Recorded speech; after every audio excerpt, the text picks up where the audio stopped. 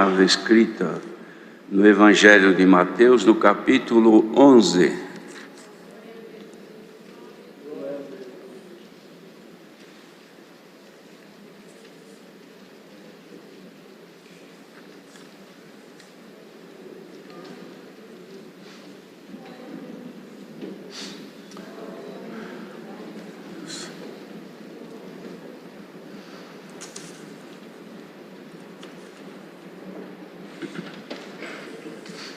Se todos encontraram, vamos ler com a ajuda de Deus. E aconteceu que, acabando Jesus de dar instruções aos seus 12 discípulos, partiu dali a ensinar e a pregar nas cidades deles. E João, ouvindo no cárcere falar dos feitos de Cristo, enviou 2 dos seus discípulos a dizer-lhe: És tu aquele que havia de vir ou esperamos outro? E Jesus respondendo disse-lhes: Ide e anunciai a João as coisas que ouvis e vedes. Os cegos veem e os coxos andam, os leprosos são limpos e os surdos ouvem, os mortos são ressuscitados e aos pobres é anunciado o Evangelho.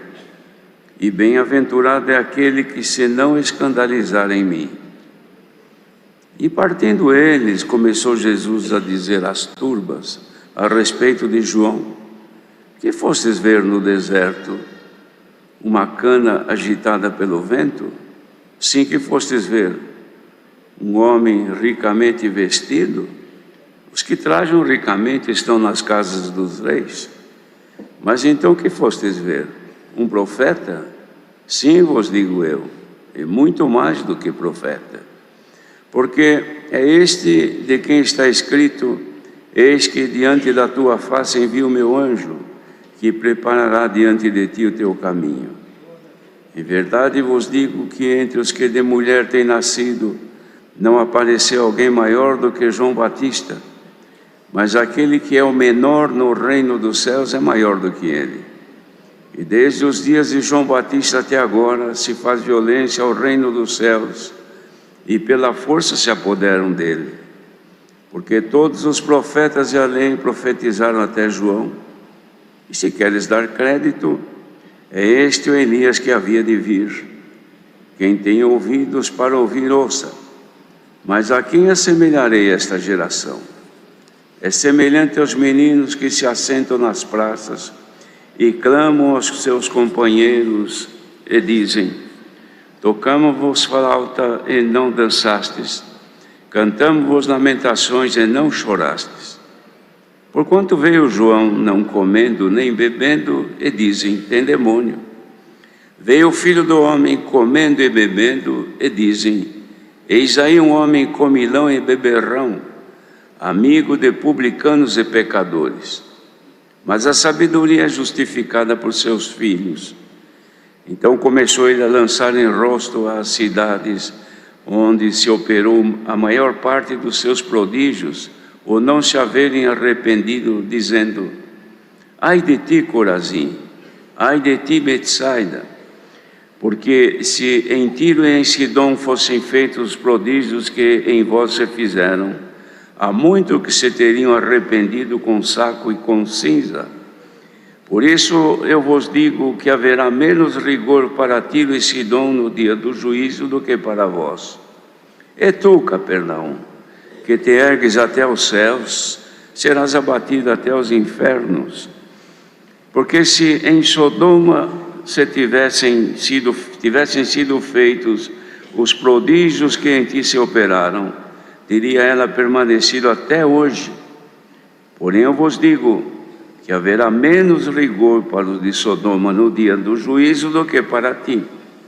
E naquele tempo, respondendo, Jesus disse: graças te dou ao Pai, Senhor dos céus e da terra, que ocultaste estas coisas aos sábios e entendidos e as revelaste aos pequeninos. Sim, ó Pai, porque assim te aprouve. Todas as coisas me foram entregues por meu Pai. E ninguém conhece o Pai senão o Filho, e ninguém conhece o Filho senão o Pai, e ninguém conhece o Pai senão o Filho, e aquele a quem o Filho o quiser revelar. Vinde a mim, todos os que estáis cansados e oprimidos, e eu vos aliviarei. Tomai sobre vós o meu jugo e aprendei de mim, que sou manso e humilde de coração, e encontrareis descanso para as vossas almas. Porque o meu jugo é suave e o meu fardo é leve.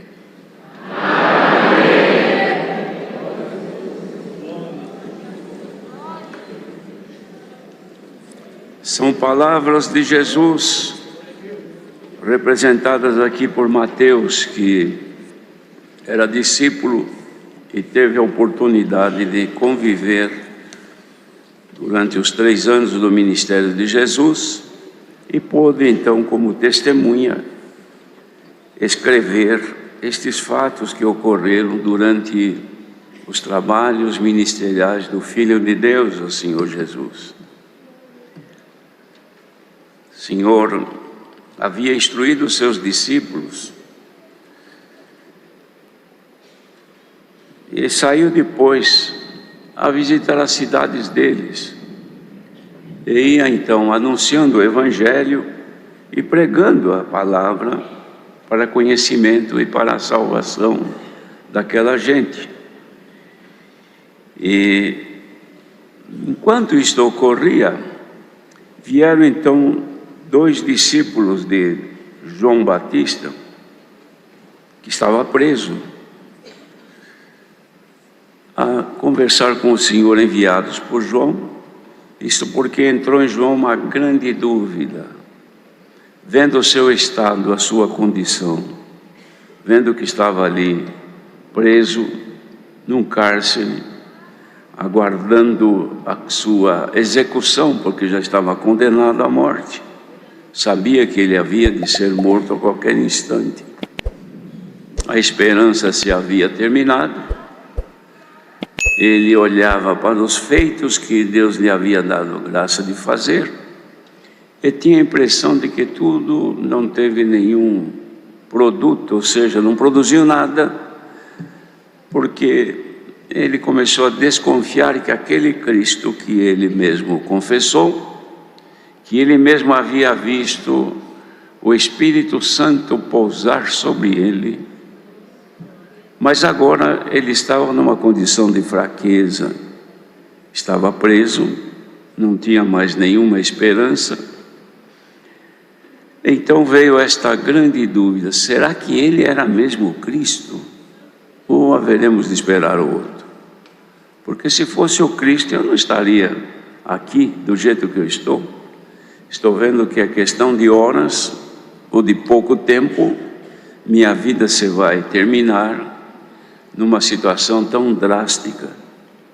Ninguém me vem visitar, eu desconfio que ele não é o Cristo. E chamou 2 e disse: vai lá, pergunta para ele. Ele, já que ele anda por aí próximo, pergunta para ele se é ele mesmo o Cristo, ou será que nós temos que esperar que venha realmente aquele que nos vai salvar. E os discípulos foram. E aconteceu, como os irmãos ouviram a leitura, que chegando o Senhor disse assim para eles: vai lá e anuncia para João as coisas que vocês vão ouvir e que vocês vão ver. Diz para ele que os cegos veem, os coxos, aleijados andam, os leprosos são limpos, os surdos ouvem, os mortos são ressuscitados. E aos pobres é anunciado o Evangelho. Diga para ele que o trabalho que ele começou, eu estou dando continuidade. Ele parou, o ministério dele está terminando por aí, mas o meu ainda não. O meu anda mais um pouco ainda. Eu estou anunciando o Evangelho aos pobres. Mas fala para ele assim, que bem-aventurado é aquele que se não escandalizar em mim. Isto porque escândalo é tropeço. Aquele que não tropeçar no seu entendimento, na sua fé, vendo-me o que passa comigo, o que vai acontecer comigo também, porque o meu fim também não vai ser melhor do que o dele. Eu vou padecer muito mais. Mas será bem-aventurado aqueles que creram em mim e vendo a forma como eu vou terminar os meus dias aqui, não se escandalizem, não desistam, não venham a menos. Aí, falando isto, ele foi embora dali, o Senhor, mas ele falava para a multidão, as pessoas a respeito de João. O que vocês foram ver no deserto? Uma cana agitada pelo vento? Claro que não, porque no deserto não tem cana. Fosse ver lá um homem bem vestido, vestido ricamente? Também não. Quem se veste bem não vai no deserto. É para algum evento junto com os grandes, com os reis, para mostrar a sua vestimenta rica, não é? Então não é isto. Mas, então o que vocês foram ver lá no deserto? Porque João pregava fora da cidade, nos lugares longínquos, nos desertos. O que vocês foram ver lá? Um profeta? E eu vos digo muito mais do que um profeta, porque é este de quem está escrito: eis que diante da tua face envio o meu anjo, que vai preparar diante de ti o teu caminho. É ele, é esse João Batista. E entre os que têm nascido de mulher, isto de nascimento natural, não apareceu alguém maior do que João Batista. Ele é o maior profeta, porque ele é considerado o anjo que prepara o caminho diante do Filho de Deus, que era o próprio que falava. Mas aquele que é menor no reino dos céus é maior do que ele. Se referia que João Batista cumpria ali seu ministério como sendo o maior profeta e como sendo um anjo enviado. Mas acima dele estava ali o Filho de Deus, cujo caminho foi preparado por João Batista. Então ele dizia: desde os dias de João Batista até agora se faz violência ao reino dos céus, e pela força se apoderam dele. Este era o objetivo do adversário, irmãos, desde o começo da humanidade: apoderar-se daqueles que fazem o bem. Porque quando fala aqui reino dos céus, é o reino do bem. Dos céus vem todo o bem, a bondade de Deus é manifesta no seu reinado. Mas o adversário sempre fez violência para impedir que aquilo que era de Deus na humanidade fosse ou tivesse produção dos seus efeitos. Então, do adversário procede todo o mal e de Deus todo o bem. E o adversário, o inimigo, sempre procurou violentar aqueles que fazem o bem. Porque todos os profetas e a lei profetizaram a João. E se vocês quiserem dar crédito, é este o Elias que havia de vir. Na verdade, isto aqui ele fala, irmãos, dando um efeito muito forte a esta afirmação. Mas ele viria com o mesmo poder e as mesmas virtudes que estavam em Elias. É diferente agora porque ele era considerado o anjo que ia diante do Senhor, preparando o seu caminho. E quem tem ouvidos para ouvir, ouça. Quem estiver interessado em ouvir a verdade, ouça. Mas a quem que eu vou assemelhar essa gente toda? Vocês, para aquele tempo ele dizia. Vou comparar vocês com quem? Vocês são comparados com o que acontece com os meninos que tocam flauta na praça. E ninguém dança, porque era um costume, irmãos. Os meninos iam na praça, onde estava todo mundo ali, num momento de lazer.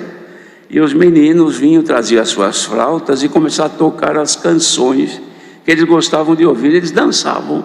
Então era uma alegria, como ainda hoje acontece por aí. Mas os meninos começaram a tocar, ninguém dançou. Então eles resolveram, bom, já que ninguém quer dançar, é porque ninguém está contente. Então eles tinham o costume de quem estava triste, principalmente quando havia um luto de família, tinha os pranteadores, os que choravam e lamentavam, que é para provocar no que estava triste, ele também se desabafar e chorar. Então eles falaram: nós estamos tocando, ninguém dança, então vamos lamentar, Vamos cantar lamentação. Quem sabe alguém chora. E cantavam lamentação, também não choravam. Então, nem canta, nem dança e nem chora. Aí Jesus faz essa comparação e diz: veio João comendo e bebendo, e vocês dizem, que, aliás, que nem come nem bebe, porque João tinha um costume diferente. Ele não se alimentava como as pessoas normalmente, não bebia nenhuma bebida alcoólica, era o vinho. Ele nem come nem bebe, e fala: isso aí tem demônio. Agora veio o Filho do Homem, que era ele, que come e bebe naturalmente com todo mundo. E eles disseram: é um comilão e um beberrão, é amigo de publicanos e de pecadores. Então eles achavam defeito em todo mundo, não tinha ninguém bom para eles. Tudo estava incompleto, tudo estava imperfeito, porque as pessoas, irmãos, perderam o sabor da vida. E perdendo o sabor da vida, é como aquele que está em depressão, não tem nem muita tristeza, nem muita alegria. Fica ali, irmãos, no limiar de um viver que mais está para a morte do que para a vida. E esta era a condição espiritual daquela gente. Não aceitava a pregação de João Batista, porque achava que ele era diferente, não comia nem bebia. Já as pregações do Senhor Jesus, dizia que não aceitava ele porque ele era comilão e beberrão, amigo dos publicanos e dos pecadores. Mas aqui o Senhor apresenta a razão de tudo isso. Diz: mas a sabedoria é justificada por seus filhos. A sabedoria é Cristo, o Filho de Deus. Somente os seus filhos, os seus fiéis, os crentes em Jesus, conseguem justificar a sabedoria, ou seja, aceitar a justiça divina apresentada por Jesus Cristo, o Filho de Deus. Quem não crê, irmãos, porque a pessoa que não crê na palavra, então para ele nada serve. Se fala da palavra, encontra defeito. Enfim, não tem nada bom para a pessoa. Mas a sabedoria é justificada por seus filhos. A sabedoria hoje é representada pela multidão que está sentada aqui agora ouvindo a palavra de Deus, e por esse mundo afora que estiver ouvindo. Que nós temos sempre o dever de justificar, irmãos, a sabedoria, mostrar a sabedoria, a justiça divina representada em Cristo, o Filho de Deus.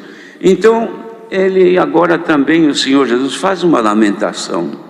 Começa a lançar em rosto as cidades onde operou a maior parte dos seus prodígios, dos seus milagres, não haver se arrependido. Ele foi nesses lugares e apresentou muitos milagres. E ninguém achava muito bonito, mas arrepender do pecado, não. Crer no Filho de Deus, tampouco. Por quê? Porque eles não tinham o dom de crer. Então dizia: mas ai de ti, Corazim e Betsaida, porque se lá em Tiro e Sidom se fizesse os prodígios que foram feitos aí com vocês, eles teriam se arrependido já há muito tempo, com saco e cinza. Saco e cinza, irmãos, era a manifestação maior que um ser humano, o judeu, podia fazer de humilhação e arrependimento. Eles teriam feito isso, mas eles não viram o milagre, não fizeram. E vocês que viram, também não se arrependem. Por isso eu digo que vai haver menos rigor no dia do juízo para Tiro e Sidom do que para vós, naquele dia. Porque eles não viram milagres e vocês viram. Eles não viram os meus feitos, as obras que eu opero. Eles não tiveram a felicidade de conhecer. E vocês estão comigo, estão vendo. Todo dia eu faço milagre e vocês não se arrependem. E Capernaum, a outra cidade, que vocês se erguem até os céus, são povo orgulhoso, grande, sábio, mas vocês vão ser abatidos até o inferno. Por quê? Se lá em Sodoma, antes de ser reduzida a cinzas, tivessem sido feitos os prodígios que foram feitos em vocês, no meio de vós, lá para esse lugar, Capernaum, teriam permanecido até hoje. No entanto, morreram todo mundo queimados, porque não conheceram salvação, não conheceram a minha presença operando milagres para mostrar que o perdão de Deus chegou. Eles não conheceram, morreram assim. Por eu vou falar para vocês, para os de Cafarnaum, vai haver menos rigor no dia do juízo para Sodoma do que para vocês. Ou seja, Sodoma, porque os que morreram lá ainda, irmãos, ainda vão ser condenados no juízo eterno, no fogo eterno. Aquilo foi a morte física. Mas no dia do juízo, haverá o juízo de Deus, mas será menos rigoroso para os sodomitas do que para estas cidades que viram milagres. Quer dizer, quanto mais bem o Senhor faz ao ser humano, maior rigor ele vai ter no julgamento, porque ele está mostrando o favor, está todo dia ali colaborando com a pessoa, operando benefícios, bens, abençoando em todas as maneiras. Se a pessoa reconhecer, será bem-aventurada. Não reconhecendo, irmãos, perde a sua boa ventura ou aventura. Por quê? Porque perdeu o seu tempo desconhecendo os favores de Deus. Mas aí agora o Senhor faz então, irmãos, para provocar nestes que ouviram a sua condição, a sua salvação, que não era impossível servir a Deus, não era difícil, não era pesado, como eles pensavam. Não, crer nesse Senhor não dá, porque Ele é muito justo, nós não conseguimos. Então ele falou, apresentou, respondendo disse, ó Deus Pai, na presença deles, graças te dou, porque Tu és o Senhor dos céus e da terra, mas escondeste estas coisas aos sábios e entendidos. Eles estão ouvindo isto, mas eles, Cafarnaum, uma gente sábia, uma gente grande, uma gente orgulhosa, são gente que acha que sabe tudo, mas escondeste deles, eles não conseguem ver isto, mas revelaste aos pequeninos, aqueles que se consideram como nada, dependentes de misericórdia, a eles Tu revelaste, porque assim Tu quiseste, assim te aprove. E depois diz, todas as coisas me foram entregues por meu Pai, isto é, tudo de meu Pai está comigo, e ninguém o conhece senão a mim mesmo. Então, convida agora os pequeninos, os humildes, aqueles que com dificuldade, mas creem que Ele é o Filho de Deus, e querem justificar a sabedoria, querem declarar que Jesus é o Filho de Deus, que Ele é a fonte de todo o bem para a humanidade, que salva a humanidade, está justificado. Dizia, vinde a mim vocês todos, vocês estão cansados, vocês estão oprimidos, mas vinde a mim que eu vou aliviar vocês, eu vou tirar de vocês esta carga que vocês carregam, este sofrimento que molestam vocês. Vinde comigo, creiam em mim, eu vou libertar vocês desse pecado, deste peso na consciência, deste peso que atormenta vocês. E tome então o meu jugo. Jugo, irmãos, é um aparato que prende, do jugo, falando na essência, era um aparato que prendia 2 bois pelo pescoço, como uma canga. Punha no pescoço de 2 bois e eles ficam presos um no outro. Então, aqui, este jugo não prende 2 bois, mas prende a pessoa a Cristo. Este jugo que nos prende a Ele, nos faz andar com Ele, nos faz estar com Ele. Porque os 2 bois sob o jugo, irmãos, eles andavam juntos, não dava para se separar, estavam presos pelo pescoço.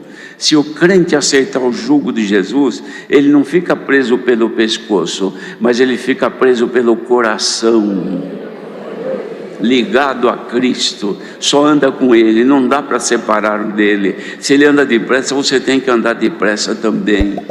Se ele para de andar, você tem que parar também, porque você está preso no jugo de Cristo. Glória ao nome do Senhor. E o meu jugo, ele é suave.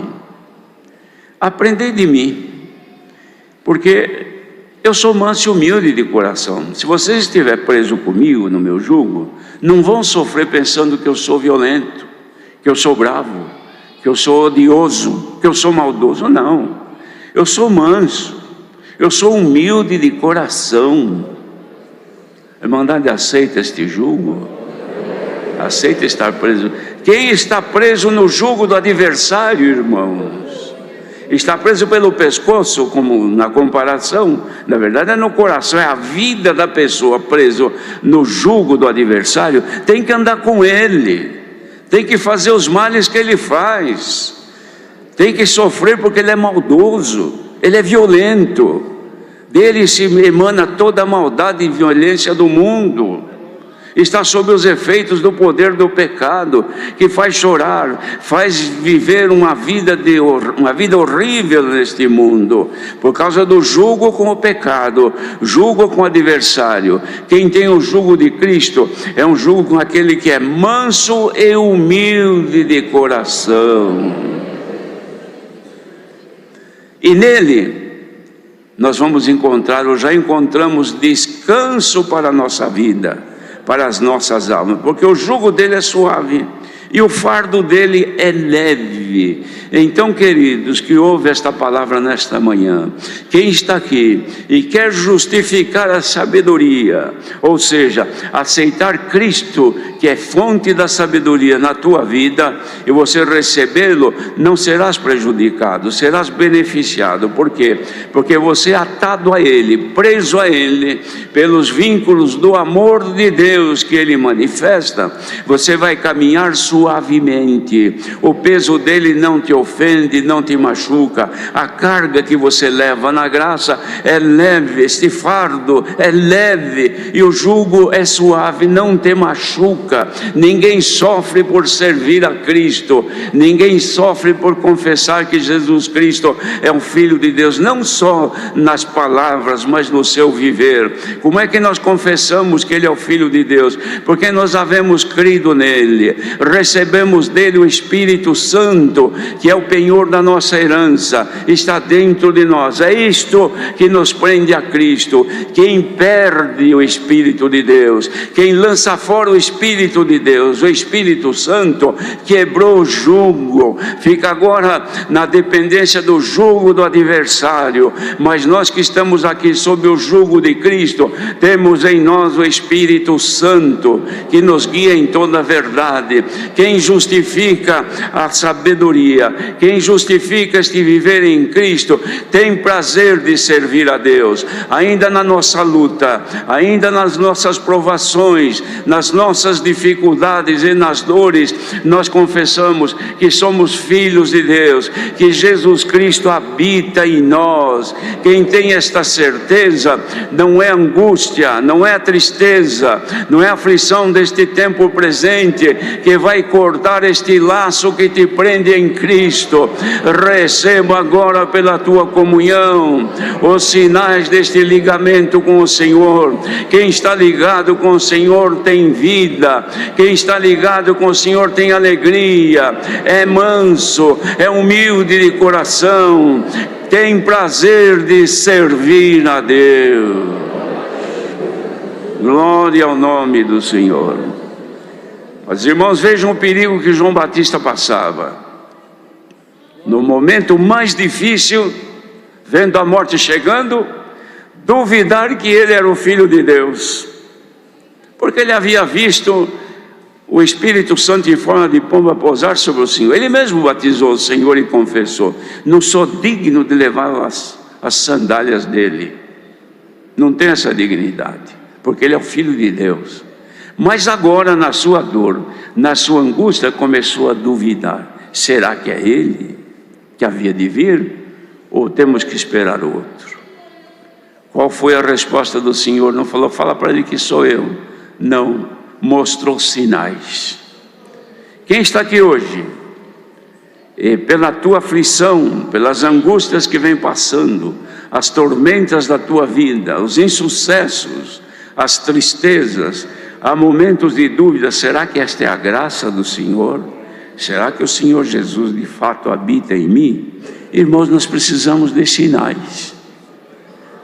O Senhor Jesus mostrou sinal, curou enfermo, deu vida para morto, libertou o cego. Falou: vai lá e fala para ele o que vocês estão vendo aqui, olha. Dá para acreditar que eu sou filho de Deus? Fica em comunhão. Você que está nesse desânimo, você que está nesta depressão que parece que tudo está se acabando, Põe-te em comunhão agora, e o Senhor te dá um sinal agora, nesta manhã. Mas que sinal Ele me dá? Fica em comunhão, que Ele te mostra. Se você te puser em comunhão, não há depressão que impeça a virtude de Deus, não há tormenta nem tentação que impeça a alegria do Espírito Santo, e você já não sente mais. Não perca este jugo, não quebre este jugo, não se desate da tua ligação com Cristo, mantenha-te ligado. Você quer saber se está ligado ou não? Põe-te em comunhão mesmo agora, ouvindo esta palavra. Fecha os teus olhos e diz: Senhor, preciso de um sinal. Tu estás comigo, habitas ainda no meu coração. Ele te dá um sinal nesta manhã, que ainda o seu amor é para contigo, ainda está suportando as tuas fraquezas. Receba pela tua comunhão a manifestação do Espírito de Deus. Paulo escreveu que o Espírito Santo confirma junto ao nosso espírito que nós somos filhos de Deus. Quer ter confirmação que tu és um filho de Deus, uma filha de Deus? O Senhor te confirma nesta manhã, manifestando em ti a sua presença. Dá para receber agora este sinal? Receba em nome de Jesus. Sinal do jugo de Jesus na tua vida. Quem está ligado a Ele sente a sua presença. Deus seja louvado.